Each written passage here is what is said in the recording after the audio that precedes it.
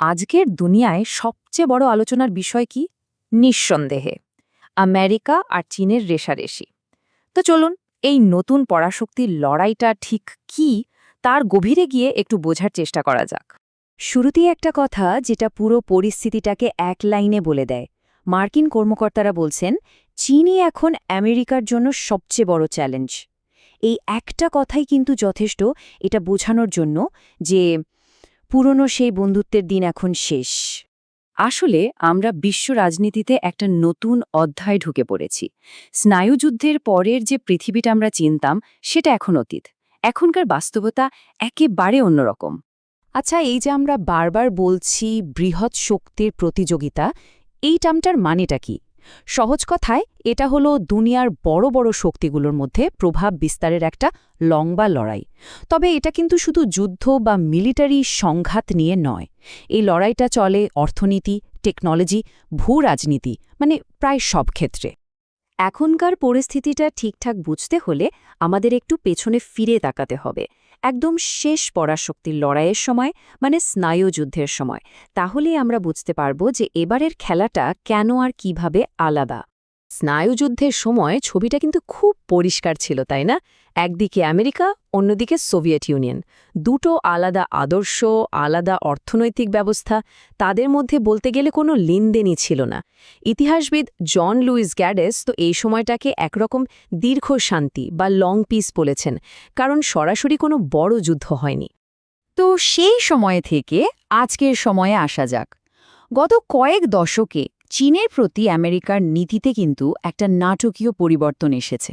একটা সময় ছিল যখন আমেরিকা চীনকে সাথে নিয়ে চলতে চেয়েছে, আর এখন সেই সম্পর্কটা পুরোপুরি প্রতিযোগিতায় বদলে গেছে। এই টাইমলাইনটা দেখলে ব্যাপারটা আরও পরিষ্কার হবে। দেখুন, ১৯৭২ সালে প্রেসিডেন্ট নিক্সন চীনে গেলেন সম্পর্ক ভালো করতে। উদ্দেশ্য ছিল সোভিয়েত ইউনিয়নকে একঘরে করা। এরপর ২০০০ সালে চীন যখন ডব্লিউটিওতে যোগ দিল, আমেরিকার সাথে তার অর্থনৈতিক সম্পর্ক আরও গভীর হল।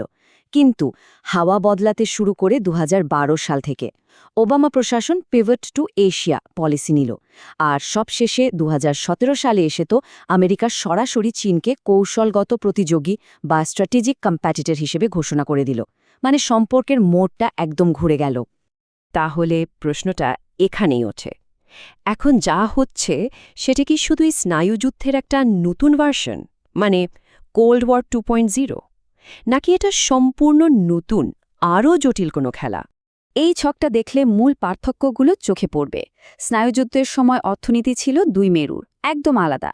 আর এখন আমেরিকা আর চীনের অর্থনীতি একে অপরের সাথে গভীরভাবে জড়িত। লড়াইয়ের ময়দানটাও বদলে গেছে। তখন ছিল মূলত ইউরোপ, আর এখন গোটা দুনিয়া। সাগর, মহাকাশ, সাইবার স্পেস সবই এখন রণাঙ্গন। আর সবচেয়ে বড় টেনশনের জায়গা, তখন ছিল বিভক্ত বার্লিন, এখন সেটা তাইওয়ান। এই পয়েন্টটা কিন্তু সবচেয়ে গুরুত্বপূর্ণ, মানে অর্থনৈতিক নির্ভরশীলতা। সোভিয়েত ইউনিয়নের সাথে আমেরিকার ব্যবসা বাণিজ্য তেমন ছিলই না, কিন্তু চীন তো বিশ্ব অর্থনীতির একটা অংশ, বিশেষ করে আমেরিকার সাথে তার লেনদেন অনেক। এটাই পরিস্থিতিটাকে এত জটিল করে তুলেছে। চাইলেই একজনকে বাদ দিয়ে আরেকজন চলতে পারবে না। আর লড়াইয়ের ময়দানগুলো আর আগের মতো নেই। এখনকার যুদ্ধক্ষেত্র হল ইন্দো প্যাসিফিকের খোলা সমুদ্র, মহাকাশে কার স্যাটেলাইট ঘুরবে তার নিয়ন্ত্রণ, আর অবশ্যই সাইবার স্পেস, যেখানে গুপ্তচরবৃত্তি আর সিস্টেম হ্যাক করার লড়াই চলছে প্রতিনিয়ত। এখানে স্নায়ুযুদ্ধের মতো কোনো দৃশ্যমান আয়রন কার্টেন বা দেয়াল নেই। আর এই পুরো খেলার কেন্দ্রবিন্দুতে আছে তাইওয়ান। স্নায়ুযুদ্ধের সময় যেমন বিভক্ত বার্লিন ছিল উত্তেজনার মূল কারণ, আজকের দিনে সেই জায়গাটা নিয়েছে তাইওয়ান। কিন্তু পার্থক্য হল তাইওয়ানের সাথে বিশ্ব অর্থনীতির এমন সব গুরুত্বপূর্ণ জিনিস জড়িয়ে আছে, যেমন সেমিকন্ডাক্টর চিপস, যে ওর গুরুত্ব বার্লিনের চেয়েও অনেক অনেক বেশি। চলুন একটা বাস্তব উদাহরণ দেখা যাক, তাহলেই বোঝা যাবে এই নতুন প্রতিযোগিতাটা আসলে বিশ্বজুড়ে কিভাবে ছড়িয়ে পড়ছে। চীনের বেল্ট অ্যান্ড রোড ইনিশিয়েটিভ বা বিআরআই এর কথা তো আমরা সবাই শুনেছি। এটা আসলে শুধু রাস্তা বা বন্দর বানানো প্রজেক্ট না, এটা হলো চীনের একটা বিশাল কৌশল, যার মাধ্যমে তারা এশিয়া, আফ্রিকা আর ইউরোপকে কানেক্ট করে নিজেদের প্রভাব বাড়াতে চাইছে। স্বাভাবিকভাবেই আমেরিকা এটা দেখে বসে থাকেনি। তাদের প্রতিক্রিয়াটা ছিল কয়েক ধাপে। প্রথমে তারা বিআরআইকে নিজেদের স্বার্থের জন্য একটা বড় চ্যালেঞ্জ হিসেবে দেখল। এরপর এটাকে ঋণের ফাঁদ বলে সমালোচনা করা শুরু করল। আর সবশেষে তারা G7 দেশগুলোকে সাথে নিয়ে একটা বিকল্প প্ল্যান নিয়ে এলো বিল্ড ব্যাক বেটার ওয়ার্ল্ড বা B3W। এই টেবিলে দুটো উদ্যোগের মূল পার্থক্যগুলো তুলে ধরা হয়েছে। একদিকে চীনের বিআরআই, যার নেতৃত্ব দিচ্ছে চীন একা। এর মূল ফোকাস অবকাঠামো আর বাণিজ্য, কিন্তু এর বিরুদ্ধে সবচেয়ে বড় অভিযোগ হল স্বচ্ছতার অভাব আর ঋণ কূটনীতি। অন্যদিকে আমেরিকার নেতৃত্বে G7 দেশগুলোর B3W উদ্যোগ, যেটা স্বচ্ছতা আর উন্নত মানের কথা বলছে, কিন্তু এর সমস্যা হল এর বাস্তবায়ন এখনও অনেক ধীরগতির আর ফান্ডিং নিয়েও প্রশ্ন আছে। তো এত সব আলোচনার পর আমরা কোথায় এসে দাঁড়ালাম? ভবিষ্যৎটা ঠিক কেমন হতে চলেছে?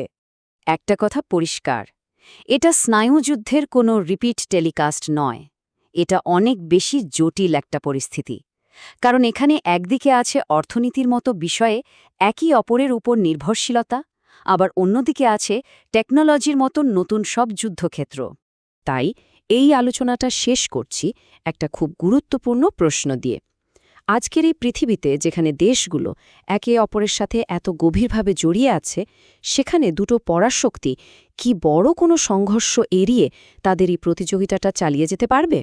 এর উত্তরটা হয়তো সময়ের হাতেই তোলা রইল।